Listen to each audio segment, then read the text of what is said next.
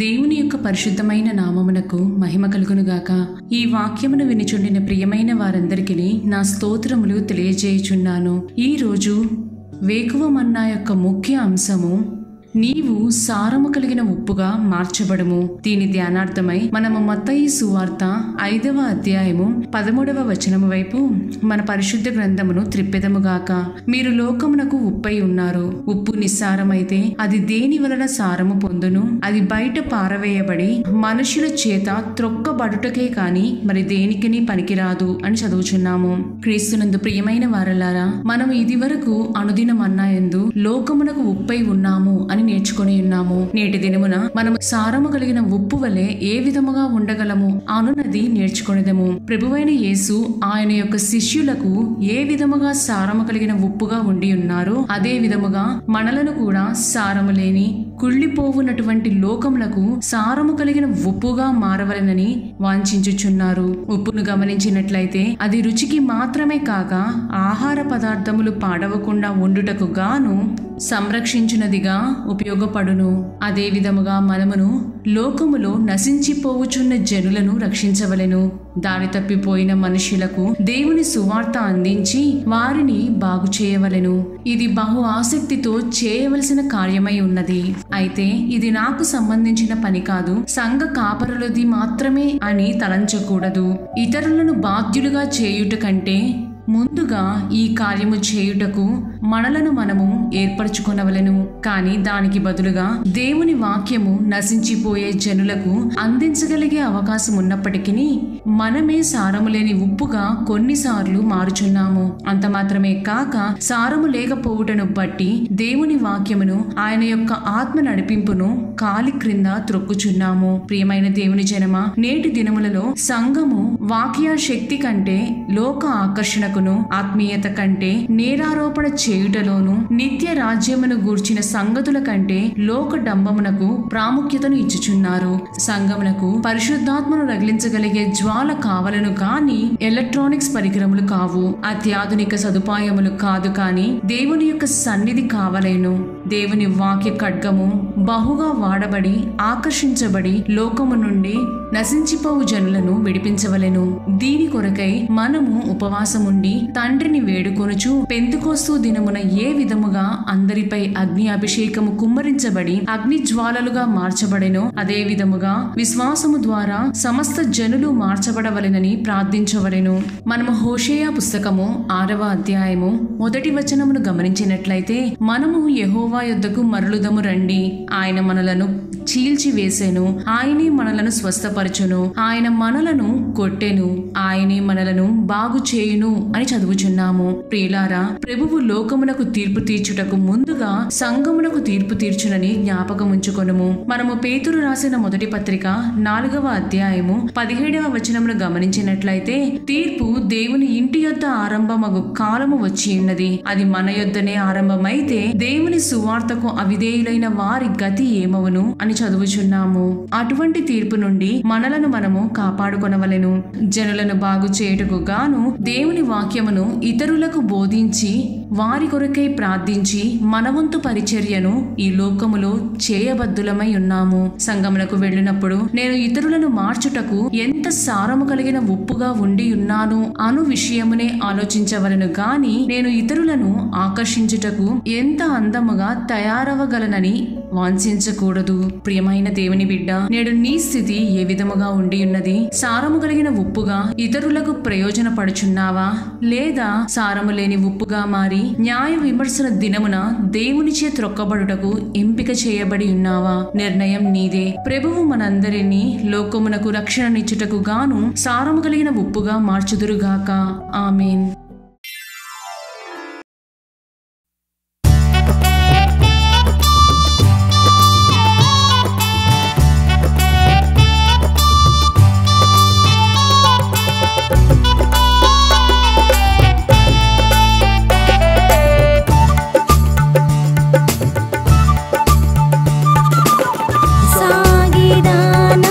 జీవిత యాత్రలు యేసుని ముఖం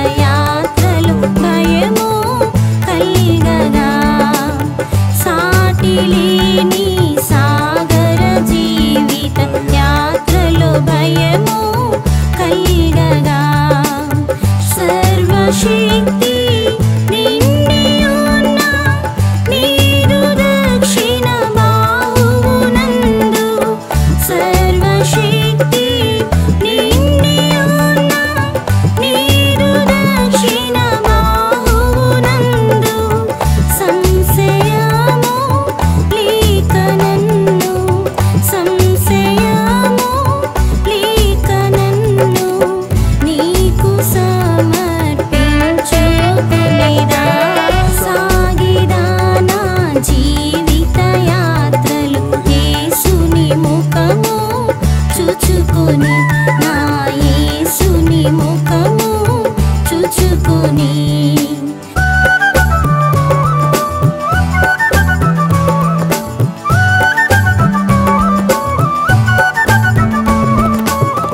విశ్వాస ఓడలు నాకు యేసు ప్రభువు నావికుడు విశ్వాస ఓడలు నాకు యేసు ప్రభువు నావికుడు విశ్వాస మర్మమును మంచి మన సాక్షితోను విశ్వాస మర్మమును మంచి మన సాక్షితోను విడువకుండా నాదు యాత్ర విడువకుండా నాదు యాత్ర విశ్వములో సాగించెదను సాగిదా నా జీవిత యాత్రలు యేసుని ముఖము చూచుకొని నా యేసుని ముఖము చూచుకొని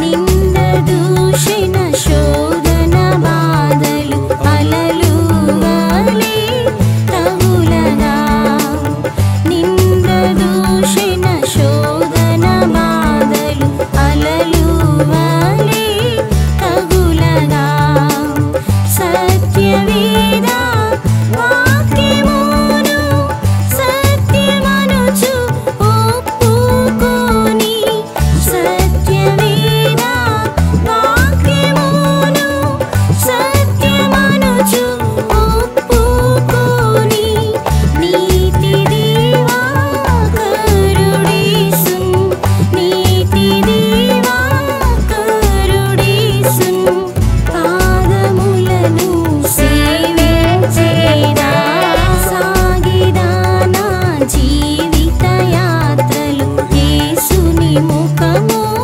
చూచుకొని నా యేసుని ముఖము చూచుకొని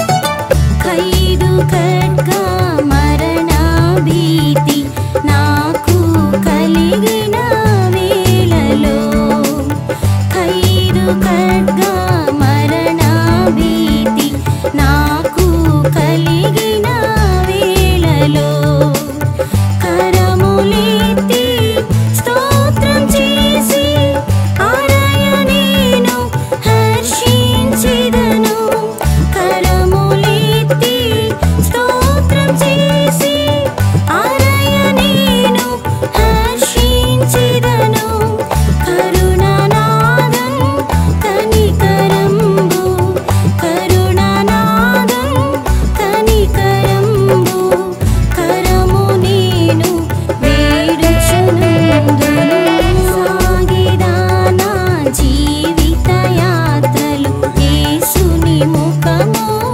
చూచుకొని నా యేసుని ముఖము చూచుకొని